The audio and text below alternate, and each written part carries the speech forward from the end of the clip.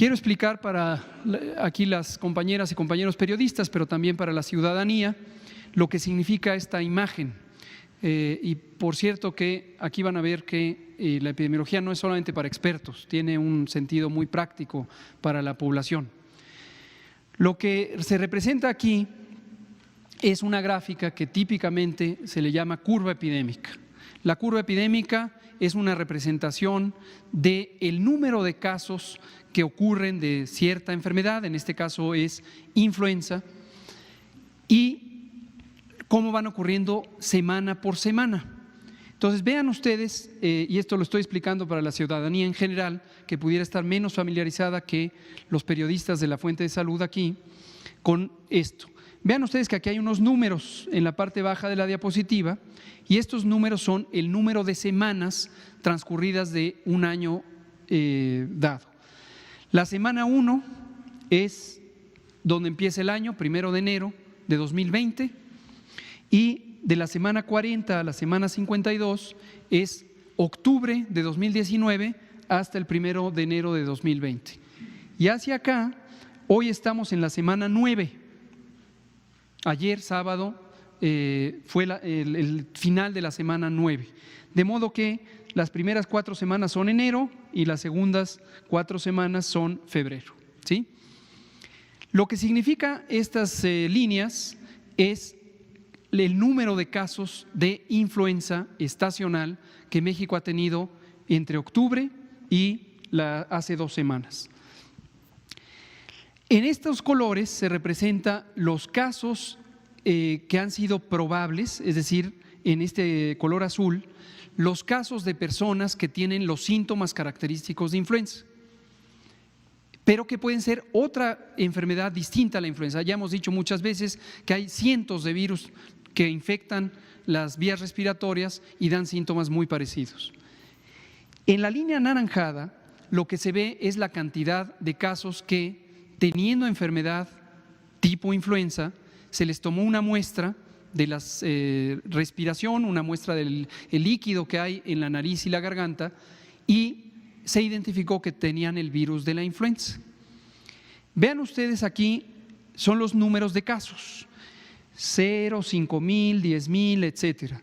Entonces, si en un momento dado vemos este punto, vemos que está aproximadamente en 3,500 casos para la semana 7 y la semana 6 fueron más o menos la misma cantidad.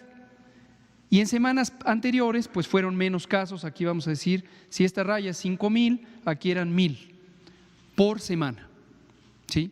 Si lo sumamos, vean ustedes cuántos casos hay, 32,757 probables, de los cuales se confirmaron 4,318 desde que empezó la temporada de influenza 2019-2020. Pero estos casos no son todos los casos que existen. ¿Por qué razón? Porque la manera en que se hace la vigilancia epidemiológica de las enfermedades respiratorias es parecida al monitoreo ambiental.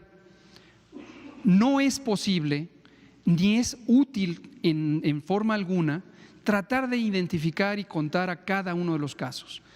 ¿Por qué razón? Porque son tantos casos que de nada nos sirve ir uno por uno. Igual que pasa con el ambiente. Cuando se monitorea la calidad del aire, no se cuenta cada partícula del aire, sería imposible. Son trillones de partículas. Lo que se hace es que se ponen estaciones de monitoreo en ciertos puntos del territorio y ahí es donde se detectan los casos de influenza, igual que se hacen las estaciones de monitoreo del aire. Pero existen mecanismos, métodos matemáticos que tenemos los epidemiólogos para saber cada caso, cuántos casos representa que no hemos identificado de manera puntual. Para ponerlo de manera práctica, aquí está la estación de monitoreo, que es una clínica, un centro de salud. Y a 20 kilómetros hay otra clínica, pero esa no es estación de monitoreo. Aquí llegaron 5 casos y también en la otra clínica llegaron 5 casos. No vamos a contar 10 casos, contamos 5, pero sabemos que eso equivale a 10, teniendo en cuenta las 2 estaciones, una es de monitoreo y la otra es simplemente un centro de salud, ¿sí?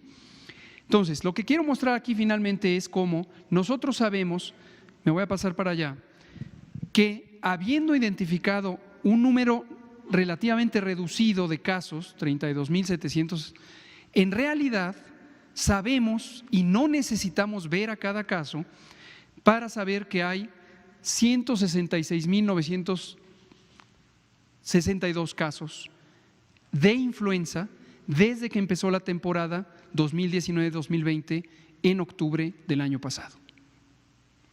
Así es como funciona la vigilancia de influenza. Ahora, ojo para la ciudadanía, una confusión común es decir, ¿cómo? ¿No van a ver a todos los casos? ¿Quiere decir que no todos merecemos atención? No estoy diciendo eso. Atención médica merecen todas aquellas personas que sus síntomas les lleven a pedir atención médica. Y si tienen riesgo de complicarse, todas tienen el derecho de ser atendidas. Esto no tiene nada que ver con la atención, tiene que ver con la vigilancia, con el monitoreo del fenómeno en la población. Por último, lo que quiero mostrar es cómo en estos fenómenos que ocurren cada año, empieza con poquitos casos y luego se empiezan a acumular y en cada semana empiezan a ser más y más y más y más y más hasta que llegamos a un punto máximo y luego empieza a haber menos y menos y menos y esto ya va a significar que va a ir menos y más o menos a mitad de abril ya casi no vamos a tener casos. Y en mayo ya no va a haber casi ningún caso durante el resto del año hasta volver a llegar a octubre de 2020 y otra vez va a ocurrir esto. Si vemos en la siguiente diapositiva, vemos que esto ha ocurrido todos los años y sepan ustedes que las ciencias de la salud han reconocido que esto ha pasado por cientos de años, siglos, y nos seguirá pasando a México y a todo el mundo.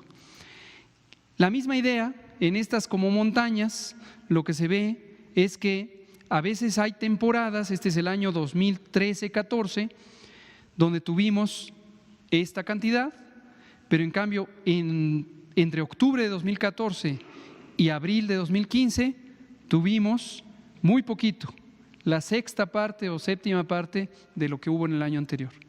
Y en cambio un año después, entre octubre de 2015 y abril de 2016, tuvimos mucho más, comparado con esta. Y así sucesivamente. Hay temporadas fuertes o intensas, de intensa transmisión, hay temporadas de baja transmisión. ¿Sí? De cuando en cuando hay algunas montañitas, es decir, cantidades de casos, brotes que se dan fuera de la temporada, ¿no? ¿Por qué ocurre esto? Hay muchísimas razones y esas razones no son predecibles y mucho menos controlables. Hay muchísimos fenómenos en salud que no se pueden controlar y como hemos dicho, lo que sí se puede es responder a tiempo, estar preparados y responder a tiempo para disminuir el impacto que tienen las personas y en la comunidad, particularmente los más vulnerables. Y tenemos distintos tipos de virus de influenza. Hay dos mayormente importantes, el H1 y el H3, y también hay uno que se llama tipo B.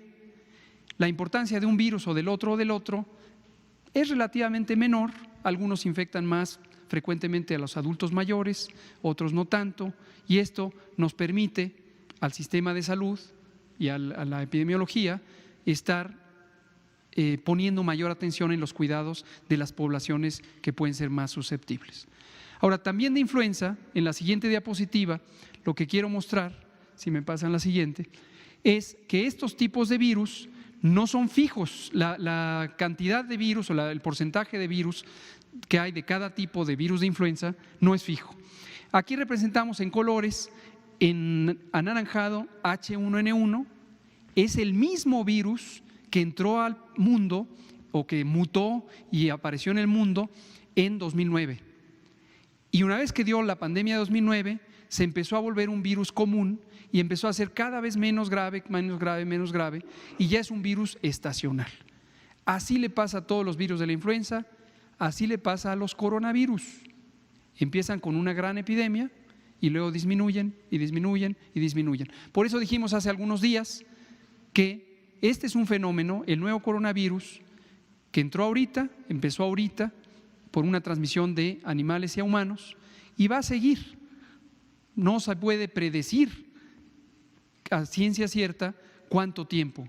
Por experiencia con virus anteriores, tanto coronavirus como otros, lo más probable es que persista por 1, 2, 2,5 años y después ya va a estar dando enfermedad leve por mucho tiempo más. La siguiente, por favor. Bueno, ahora también queremos mostrar que no se nos olvide la influenza. No hemos salido de la temporada de influenza, aunque ya vimos que llevamos 3 semanas seguidas con menos casos por semana y ya va para afuera, pero todavía nos quedan por lo menos 8 semanas de transmisión de influenza. Y la influenza, como hemos dicho también, es una enfermedad que mayormente es leve, pero que en personas que tienen riesgo de complicarse puede ser una enfermedad importante. ¿Quiénes son esas personas? Lo diremos una y otra vez. Adultos mayores de 60, niños menores de 5 años, mujeres embarazadas, y hoy sí lo voy a decir 4 veces porque no se nos debe olvidar. Mujeres embarazadas, mujeres embarazadas, mujeres embarazadas. Las mujeres embarazadas tienen mayor riesgo de que si se infectan por influenza se puedan complicar. ¿Eso qué quiere decir? Que también las mujeres embarazadas deben vacunarse contra la influenza, porque la vacuna está hecha para disminuir la posibilidad de que se compliquen. Y otras poblaciones que también deben vacunarse incluyen las personas que tienen diabetes, que tienen enfermedad del corazón, que tienen enfermedad de los pulmones, que tienen alterado el sistema inmune, inmunodepresión, como se conoce médicamente, ya sea por cáncer, por quimioterapia contra el cáncer o por distintas enfermedades autoinmunes, conocidas también como enfermedades reumáticas. La tabla lo que muestra es, y esto antes nos lo preguntaban muy seguido, ya hace mucho que no les actualizamos, lo decimos, es la cantidad de vacunas que se compran en el sector público de México para proteger a las personas que tienen la mayor posibilidad de complicarse. Todos esos grupos de población que mencioné son quienes deben recibir esta vacuna, como lo dijimos desde el 16 de octubre de 2019, cuando en este mismo salón inauguramos la temporada de influenza y con ello la temporada de vacunación. Y vean ustedes, ¿quién se nos está quedando rezagadas? Las mujeres embarazadas. Por eso insisto en ellas y porque son extraordinariamente importantes. Les falta 30% de uso de esta vacuna, de acuerdo a los cálculos que tenemos de cuántas mujeres embarazadas hay en México durante esos meses. Los demás vamos bien. Una de las comunidades más conscientes de los riesgos que implica la inmunosupresión son las personas que viven con VIH y tienen inmunosupresión y van de manera excelente. Y tenemos 33 millones, un poquito más de 33 millones y en total o en promedio ya tenemos 83% de las vacunas puestas. Todavía están a tiempo. Si hoy el coronavirus les ha llevado a preocuparse por su salud, ese es un aspecto benéfico y sería bueno que se vacunaran en este momento. Creo que esta es la última diapositiva. Entonces, eso es lo que queríamos explicar.